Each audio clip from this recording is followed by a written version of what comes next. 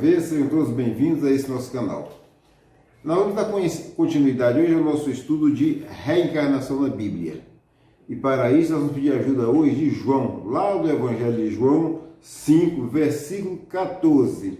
Vamos buscar na Bíblia, direto na fonte, o que Jesus quis dizer com isso e por que nós espíritos informamos e insistimos que a reencarnação é bíblica, está na Bíblia. Vamos lá ver. O capítulo 5 do Evangelho de João trata-se da cura de um paralítico. Lá no versículo 14 ele disse assim: mais tarde, Jesus o encontrou no templo e lhe disse: olha que já estás curado, não peques mais para que não te suceda coisa pior. Então Jesus foi taxativo, claro, na instrução daquele rapaz. Ele pagava uma pena, ele cumpriu uma pena naquela reencarnação dele por ser um pecador. Que aqui não fala que ele tinha pecado naquela reencarnação atual e por isso ficou aleijado. Então ele já estava aleijado, era um paralítico de nascença, que nascera paralítico e com certeza porque tinha culpas com as leis maiores, com as leis de Deus em vidas passadas. Tendo cumprido a pena, Jesus o curou e disse assim para ele. Então isso aí já derruba de uma vez por definitivo, já sepulta com pá de cal aquela história de que já Deus pune até a quarta geração.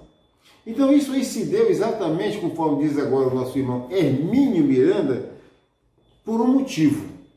Olha só que ele disse que Hermínio Miranda. Vamos pedir também a ajuda de Hermínio Miranda.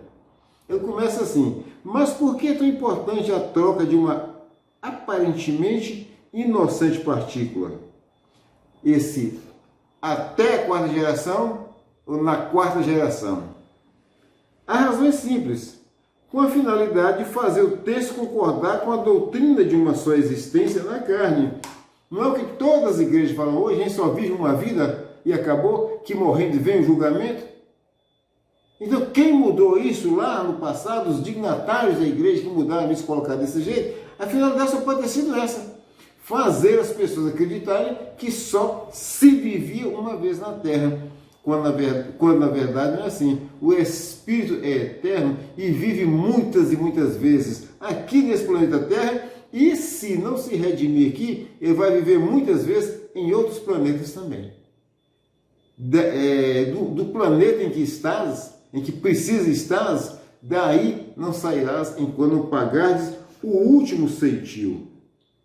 E também vai derrubar também aquela doutrina que diz assim, que Deus cria a alma no momento em que ela nasce. No momento em que o corpo sai do útero materno, aí Deus cria a alma. Então, se Deus cria a alma naquele momento, aquela alma está novinha, sem nenhum pecado, pura, foi criada naquele momento. Que justiça é essa de Deus que vai criar para mim, pecador, eu sou pecador, cometo agora nessa encarnação centenas de crimes, morte, estupro, corrupção, conspiração, faço tudo de forma a desagradar a Deus. Aí, o que Deus faz? Tem um filho. Meu filho tem um neto. Meu filho me gera um neto. O meu neto me gera um trineto. Estas pessoas que Deus está criando, alminha por alminha, é que vão pagar pelos meus crimes?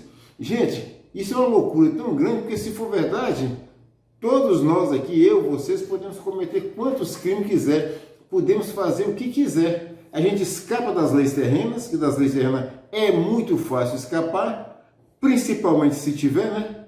É facílimo escapar. E com relação às leis de Deus, melhor ainda, você já escapou. Ele vai criar um filho seu, assim sua mulher vai engravidar, seu filho vai nascer, esse filho vai pagar pelos seus crimes. Se não der, o seu neto continua pagando. Quem é que pode acreditar numa coisa dessa? Isso não é lógico, isso é ilógico, isso é irracional com a justiça divina, com a justiça de amor de nosso Pai Celestial que está no céu. Então Deus não pune ninguém nesse sentido, né? Está falando aqui, o indivíduo, eu, você, nós que pecamos, é que pagamos pelas nossas faltas. Não existe essa de se criar alguém para pagar. Alguém diz assim, ah não, Deus cria para ele pagar, mas ele também vai para o inferno. Ué, piorou a situação. Então Deus cria um para pagar pelos meus pecados. Ainda me manda também para o inferno eterno. Então, Qual a explicação para que os dignatários do passado fizessem essa alteração? Só pode ser essa: enfiar na cabeça das pessoas, colocar na cabeça das pessoas essa doutrina de que só se vive uma vida na Terra. Todas as igrejas neopentecostais, igreja evangélica, católica, falam isso aí. Morreu, vem o julgamento. Um dia a Terra vai devolver os corpos, o mar também, e todos serão julgados. Aqueles que não passarem nesse julgamento de Deus aí, vai para o inferno. E vão queimar eternamente, sem morrer. Estava morto, né? Vai ressuscitar para queimar eternamente no inferno.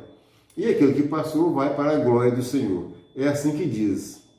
É assim que dizem, é assim que pregam. Mas essa não é verdade. Essa não pode ser o entendimento de quem já entendeu uma coisa. Deus é justiça, mas é também amor. Não inverta a frase: Deus é amor, mas é justiça. É o contrário.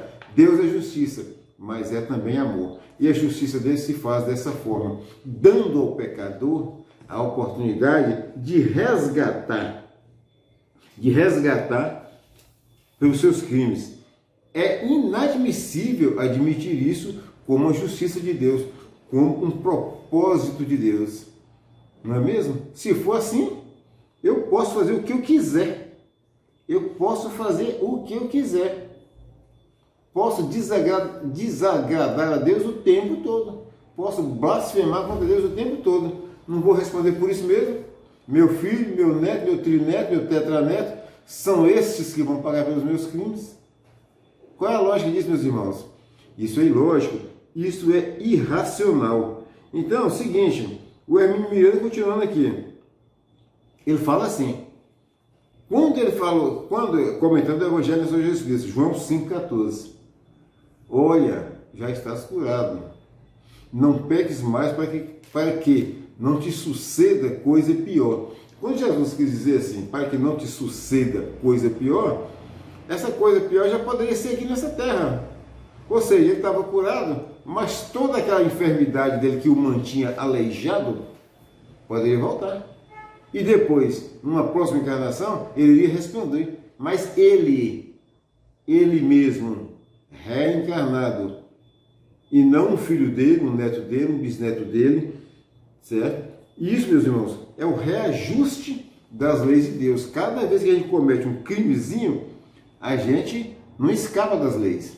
Deus não está lá do céu olhando assim, bom, ali o Edivaldo acabou de roubar uma pessoa, o Edivaldo acabou de matar uma pessoa, vamos lá, vamos castigá-lo dessa forma. Deus não faz isso não.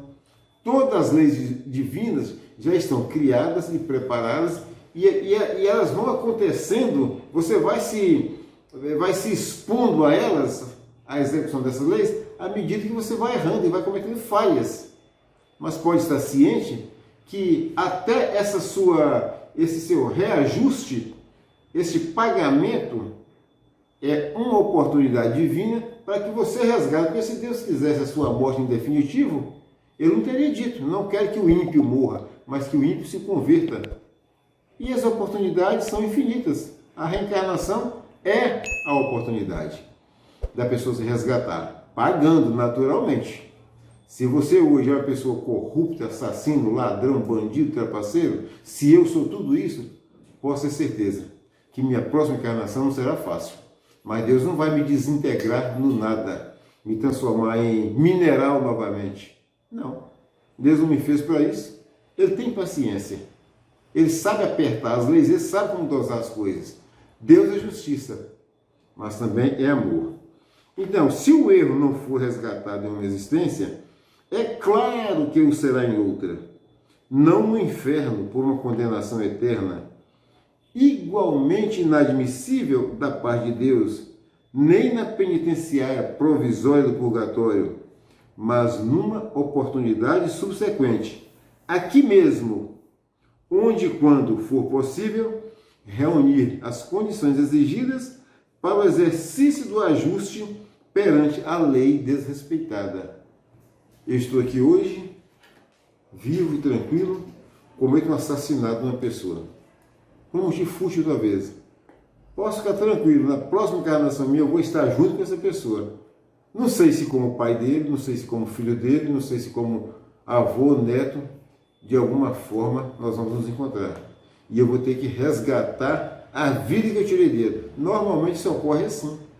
Às vezes a pessoa tirou uma vida aqui, passam-se os séculos, os tempos, um dia ele reencarna, aquela pessoa está lá dentro da casa dele, como filho dele, e ele não sabe.